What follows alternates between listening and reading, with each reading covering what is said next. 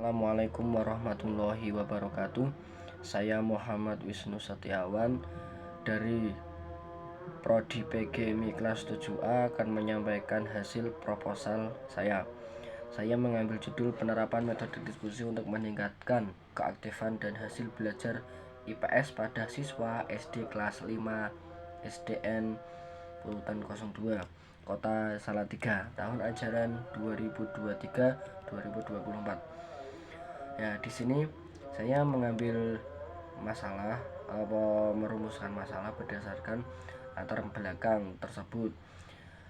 Maka hasil rumus masalah adalah apakah penerapan metode diskusi dan dapat meningkatkan keaktifan belajar ilmu pengetahuan sosial pada siswa kelas 5 SD.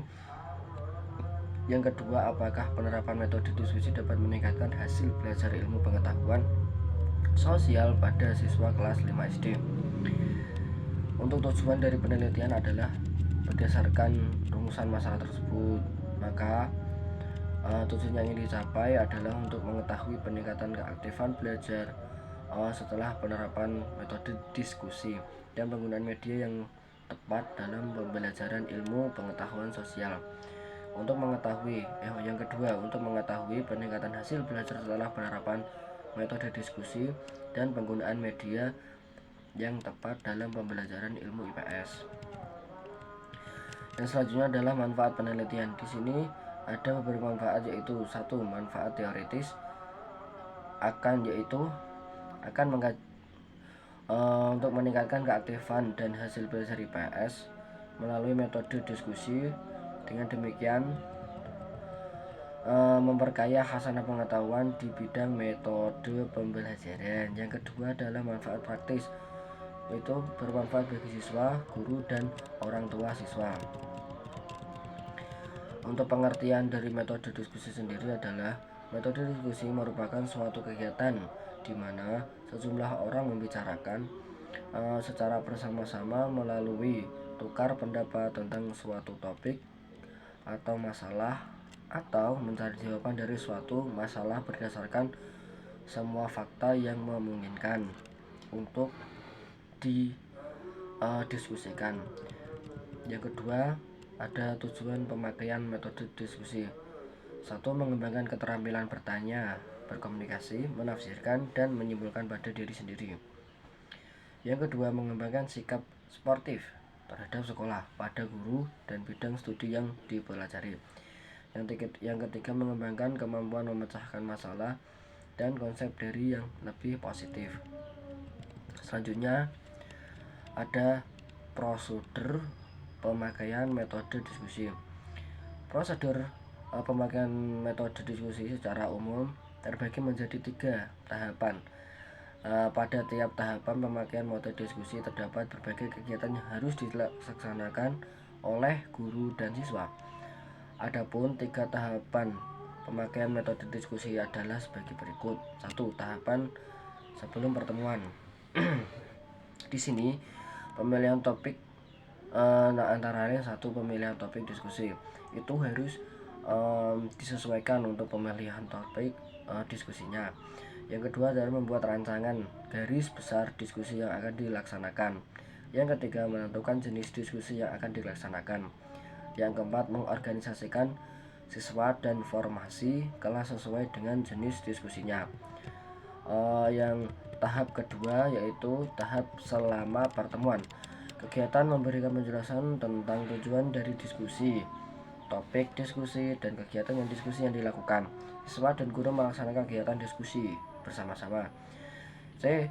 Selanjutnya pelaporan dan penyimpulan hasil diskusi oleh siswa bersama dengan guru. Yang terakhir adalah pencatatan hasil diskusi oleh siswa. Yang ketiga, tahapan setelah pertemuan. Membuat catatan. Yang selanjutnya mengevaluasi diskusi. Selanjutnya ada metode penelitian. 1. Subjek penelitian. Subjek penelitian SD kelas 5 adalah sekitar kurang lebih 20 siswa. Dipilih sebagai subjek untuk ditemukan permasalahan yang ditemukan Nah, selanjutnya adalah instrumen penelitian. Instrumen yang digunakan dalam penelitian ini adalah tes objektif.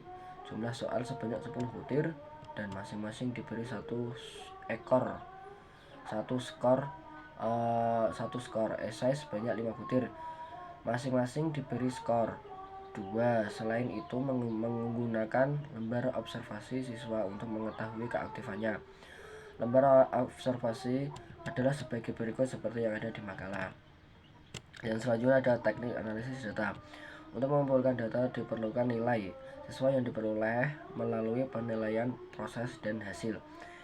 Setelah data terkumpul, maka data tersebut diolah menggunakan analisis deskriptif yang dengan mencari tingkat keaktifan, mean, hasil belajar, dan ketuntasan.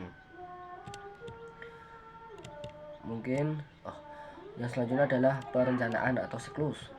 Berdasarkan temuan yang diperoleh, disusun perencanaan perbaikan pembelajaran. Pada tahap ini yang disiapkan adalah RPP, pengembangan materi, menyiapkan metode pembelajaran, dan menyusun instrumen penelitian. Yang selanjutnya adalah pelaksanaan siklus. Pelaksanaan siklus adalah selalu menyampaikan hal-hal yang sudah disiapkan tadi. Yang selanjutnya adalah observasi dan evaluasi. Dilakukan selama tindak kegiatan mulai dari awal sampai akhir, apa yang terjadi dan apa yang diperoleh dari observasi tersebut. Mungkin itu saja yang dapat saya sampaikan. Apabila ada kesalahan saat saya menyampaikan materi, saya minta maaf yang sebesar-besarnya. Saya Muhammad Wisnu Setiawan, dan akhirnya wassalamualaikum warahmatullahi wabarakatuh.